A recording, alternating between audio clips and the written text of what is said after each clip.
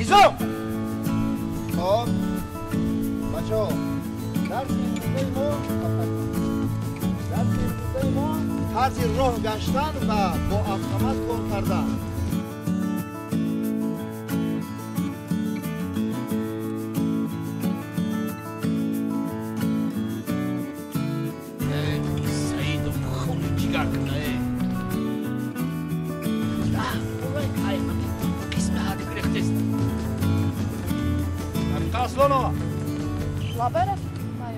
همین عسکری قطاری سعیدوف از معاینه طبی گذشته است. البته هر دو ماه از معاینه طبی میگذرند. او بار دهم است کی؟ همین رفیق سعیدوف از قسم نظامی ما میگریزد. یک بار دیگه از معاینه طبی میگذرانیم میبینیم. سعیدوف سعیدوف راستیست سعیدوف لبای چند مرتبه است که از قسم نظام میگریزی؟ 10 مرتبه سردار. 10 مرتبه. سعیدو لبای اگر تو هم خیلی کردن گیری کو تا نفقه برآمدن تا در همین جا خدمت میکنی فهمیدی؟ اکم سردار آخه پگر 23 فوریه روز ارتشی میری دیگه نمیگریزم دیگه اکم. روز ارتشی ملی را میدونم. خیر روی خاطر روز ارتشی ملی آخران مراتب از معاینه طبی گذرانید در تحت نظارت گیرید. فهمیده؟ دیگه نمیکنم. آره سردار سبقه آدم بری شوید شما. تمام اجازه رفیق سردار بس رفیسته اجازه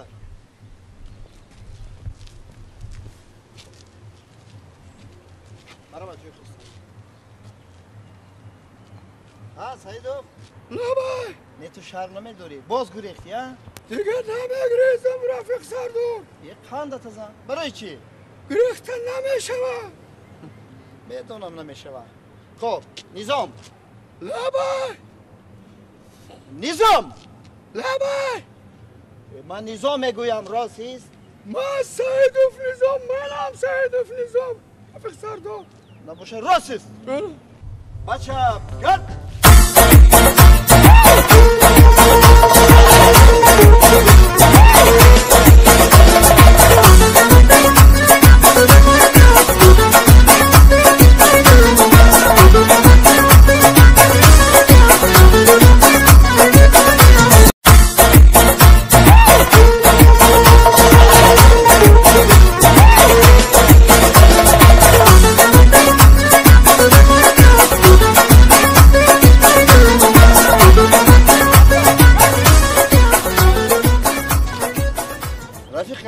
لیتنانت کانون ایدیف آمادگی به درس تعلیمی داریم. آزاد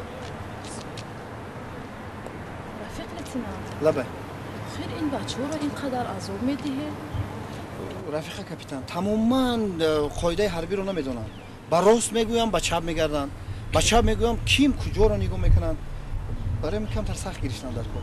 آخر با اینها کمتر ملایم رفتار کنید.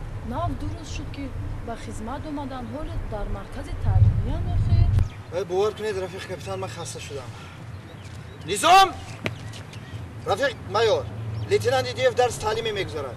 آزاد آزاد ها رفیق ایدیف لبه چخیر رحمت چخیر عسکرو بسیار بد حتی در همین مشق‌های عادی حربی تصورات ندارم. خیر اومختن در کو رفیق مایور من می آموزم در 5 روز حتی میگویم به چپ گرد نیمش به راست میگردد نیمش بالا رو نگاه میکند. نظام میگویم اینش میخیزد میگوید من سعیدوف نظام تماما راستی گپ من خسته شدم. رفیق دیو لبه آموزی خوب میشه. رفیق مایور من مثال یک چیزی عادی بینه افسر قطاری اسامدینوف نزد من بیا. من رفتم مرا از خانه فریاد کن. اطاعت رفیق سردار. اطاعت رفیق سردار. یه بی سواده بی سواد یه بی عقل بی عقل سودا ابله سودا انا دیدید رفیق سردار دویده رفت چیکار میکرد باید چیکار میکرد؟ هیچ метавонист телефон кунад